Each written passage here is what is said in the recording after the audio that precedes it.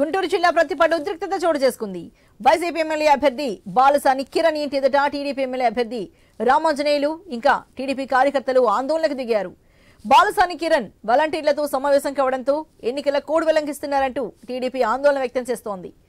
రామాంజనేయుల కార్పై YCP కార్యకర్తలు దాడికి పాల్పడ్డారు. దీంతో ఇరు పార్టీ వర్గాలు ఆందోళన చేపట్టాయి.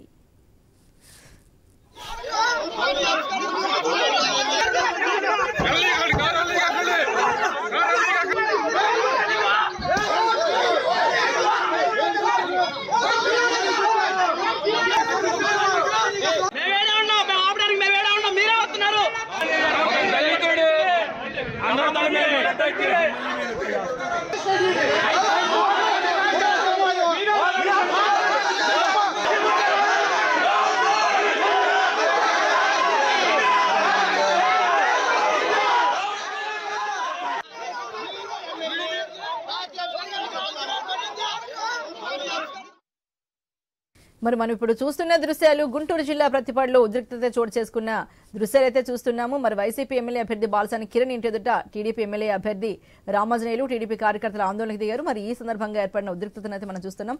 మరి ఇదే ఇష్యూకు సంబంధించి మరింత తాజా సమాచారాన్ని మా ప్రతినిధి సాంబశివరావు అందిస్తారు.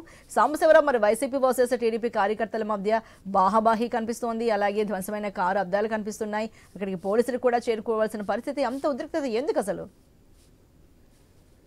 జిల్లా ప్రతిపాడులో అక్కడ ఉద్రిక్త వాతావరణం చోటు చేసుకుంది. టీడీపీ జనసేన ఈ ఇరుపక్షాల మధ్య అక్కడ వాగ్వాదం చోటు చేసుకుంది. అయితే బాలసాని కిరణ్ ప్రతిపాడు తన కార్యాలయంలో కార్యకర్తలతోటి అదేవిధంగా అక్కడ ఉన్నటువంటి కొంతమంది వాలంటీర్లతోటి సమావేశం ఏర్పాటు చేశాడు. ఈ నేపథ్యంలోనే అక్కడికి ప్రస్తుత టీడీపీ ఎమ్మెల్యే అభ్యర్థి రామాంజనేయులు అదేవిధంగా టీడీపీకి సంబంధించినటువంటి కార్యకర్తలు అక్కడికి చేరుకున్నారు. చేరుకోవడంతో ఒక్కసారిగా ఉద్రిక్త వాతావరణం చోటు చేసుకుంది. అయితే రామాంజనేయులు చెప్తున్నటువంటి సమాచారం ప్రకారం అక్కడ నిబంధనలకు విరుద్ధంగా ఎన్నికల కోడ్ ఉన్నప్పటికీ కూడా నిబంధనలకి విరుద్ధంగా అక్కడ సమావేశం ఏర్పాటు చేశారు. సమావేశం ఏర్పాటు చేయడమే కాకుండా అక్కడ ఉన్నటువంటి కొంతమంది ప్రభుత్వ అధికారులతోటి అదేవిధంగా వాలంటీర్లతోటి అక్కడ సమావేశం ఏర్పాటు చేశారు. దానికి విరుద్ధంగా కాబట్టి అందుకే అక్కడ నిలదీయడానికి వెళ్ళామని చెప్పేసి రామాంజనేయులు చెప్తా ఉన్నారు. అయితే అక్కడ ప్రస్తుత వైసీపీ ఎమ్మెల్యే ఇన్ఛార్జి బాలసాని కిరణ్ మాత్రం మేము కార్యకర్తలతో సమావేశం ఏర్పాటు చేసుకున్నాం, కావాలనే టీడీపీ నాయకులు ఇక్కడికి వచ్చి ఆందోళన చేస్తున్నారని చెప్పేసి కూడా బాలసాని కిరణ్ సంబంధించినటువంటి వర్గీయులు చెప్తా ఉన్నారు. ఒక్కసారిగా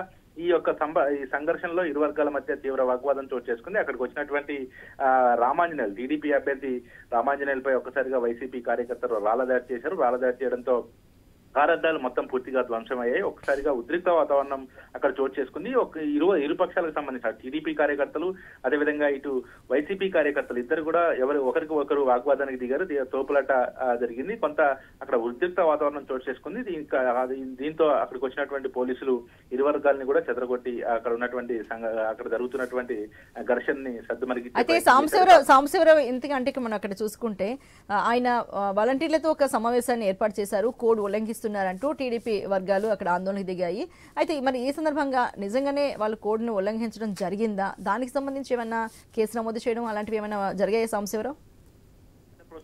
ప్రస్తుతం అయితే అక్కడ రెవెన్యూ అధికారులకు కూడా టీడీపీ నాయకులు సమాచారం ఇవ్వడం జరిగింది. అక్కడ ఎవరైతే వాలంటీర్లు ఉన్నారో ప్రతిపాడు నియోజకవర్గానికి సంబంధించి, ఎందుకంటే గత కొద్ది రోజుల క్రితం కూడా ఒక వైసీపీ నాయకుడు ఇదే తరహాలో కొంతమంది వాలంటీర్లతో సమావేశం ఏర్పాటు చేశారు. అదే తరహాలో మళ్ళీ ఇక్కడ ప్రతిపాడులో కూడా జరిగింది.